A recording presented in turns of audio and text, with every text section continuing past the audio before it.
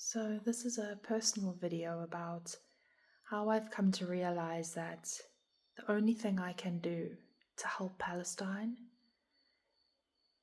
is to deepen my commitment to the path of the Bodhisattva and no self. So if you've been following for a while, you'll know how vocal I've been about Palestine before October 7th. A deep energy arose in me, and I felt prompted to speak and not stop speaking. And a lot of us did, because we were breaking through a kind of wall of consciousness in the collective. Some of us had to punch through that repeatedly and daily. And I went through the full gamut of emotions on here. I know from the beginning of October 7th, there was just, pure vitriol and rage. I couldn't believe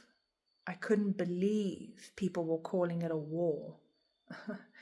The denial of what was happening, the ignorance. I couldn't believe it. I couldn't believe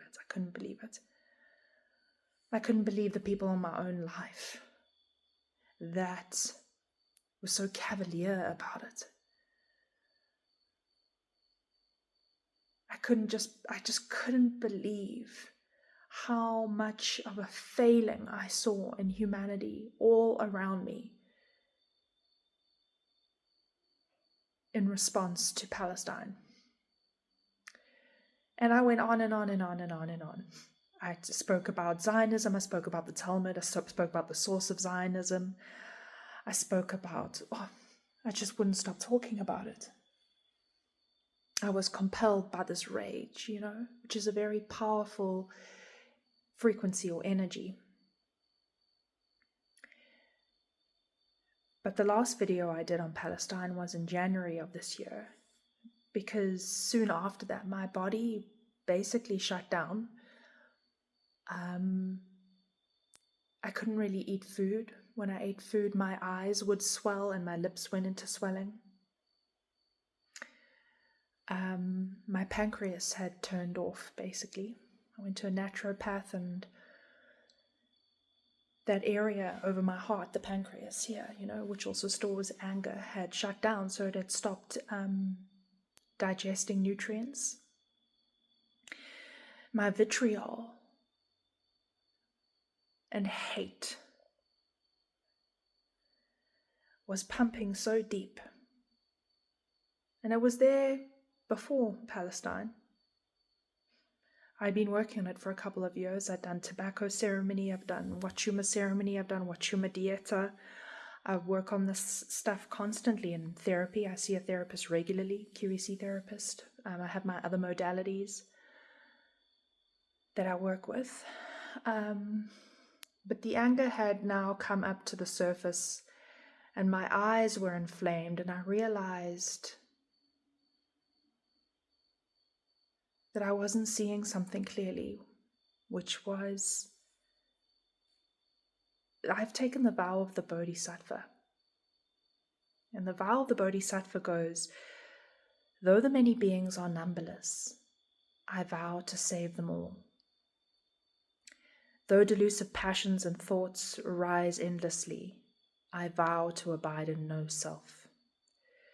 Though the Dharma is vast and fathomless, I vow to realize it in full. Though the way of the awakened is unsurpassed, I vow to walk along all the way.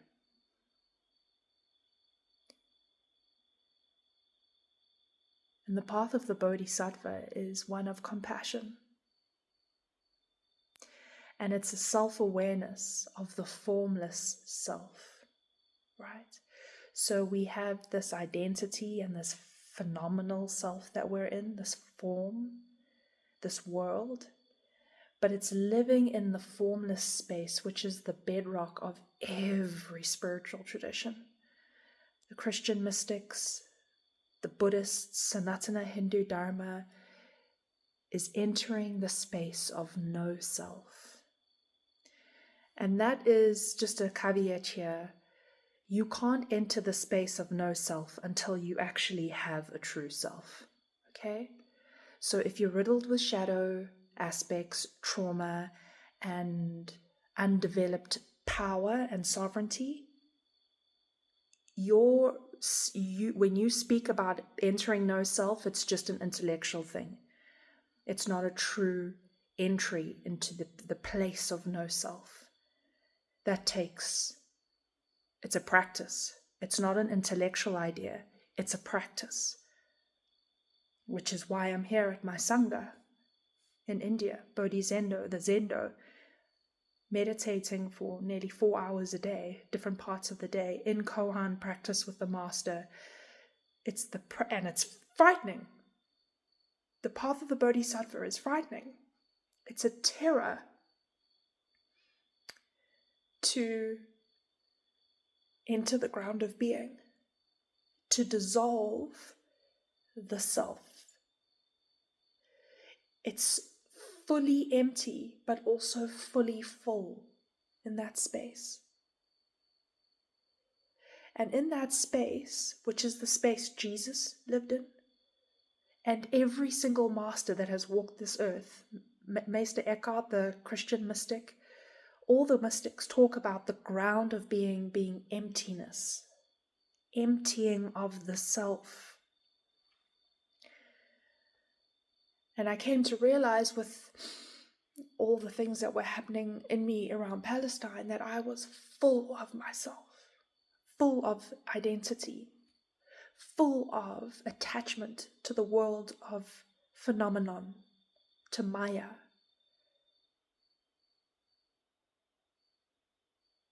There will never not be weeds amongst the flowers.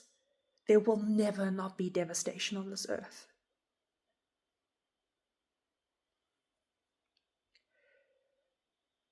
And to me, that's the great beauty of this life.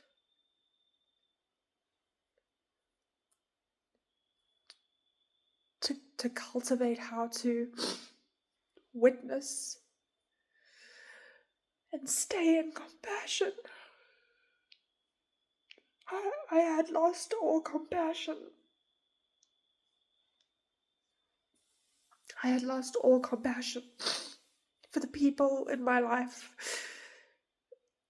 that were basically revealed themselves to be Zionistic supremacists. Like, I had hate for them, disdain, judgment, total judgment. Like, fuck you, you write-off. The people in this world that didn't care, fuck you, you write-off.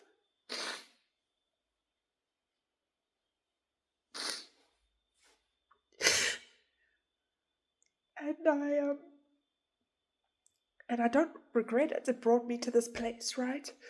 So a lot of people who say they're spiritual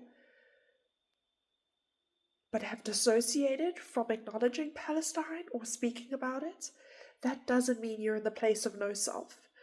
No self means looking at it in the eye, saying that it's wrong, dropping through the bottom of your own void, falling through the emotions that go with witnessing and acknowledging, and coming out the other end, still being able to speak, but have your heart wide open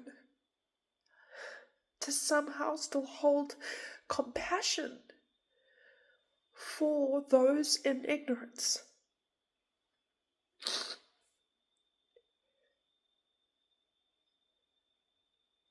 There's the saying in Zen that form is emptiness and emptiness is form. And nirvana is samsara, and samsara is nirvana. Meaning, even the most samsaric, ignorant, deluded thing is a way of being in nirvana, is a way of being in no self. So I decided to stop speaking. My mouth was swollen, my eyes were swollen, and I knew it's because my tongue, my logos, was just bleeding fire, bleeding vitriol, which is not wrong. If I hadn't moved through the cauldron of rage I've been through, I would not have come and have not been walking now into consciously choosing to cultivate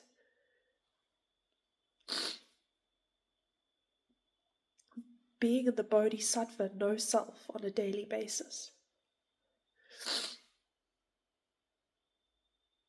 Because that first vow, though the many beings are numberless, I vow to save them all.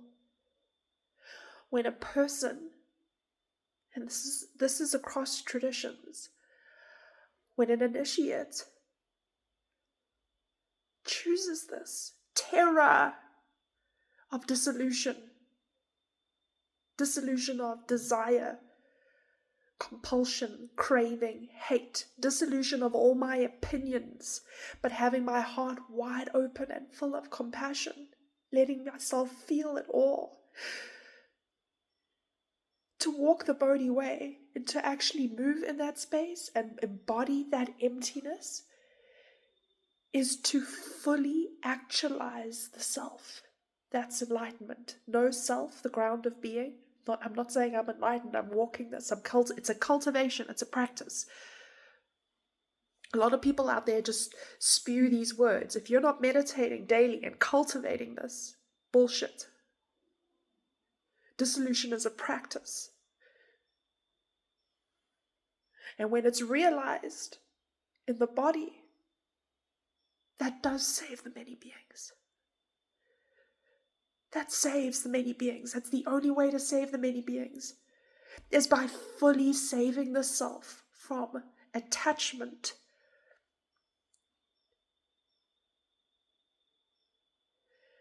and being swayed and moved by the world of arising nature and illusion. It's always changing, it's always moving. There will always be destruction. Like I said, it's not about dissociating and pretending that it's not there. It's about being able to witness it, speak what you have to say about it, but also hold the heart wide open and not let it pull you in. Because then you haven't saved yourself or the many beings. If you save one, you save all. And the only one we can save is ourselves. And now that my heart is open again, and I'm still cultivating that,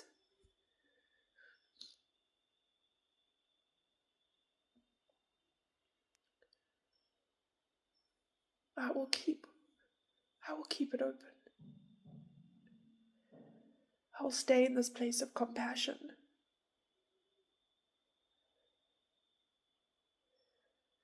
And I will face the terror of dissolution for my own salvation and for all the beings.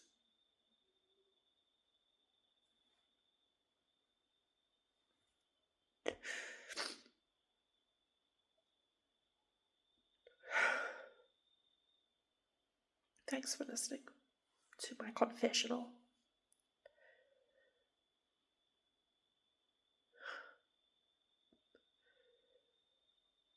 I know that I went through like the full gamut of emotions previously, like an abused woman, right? Rage, abusive, weeping, begging, pleading, the full thing in relation to Palestine and people and humanity. I went through the full episode, only to come to this.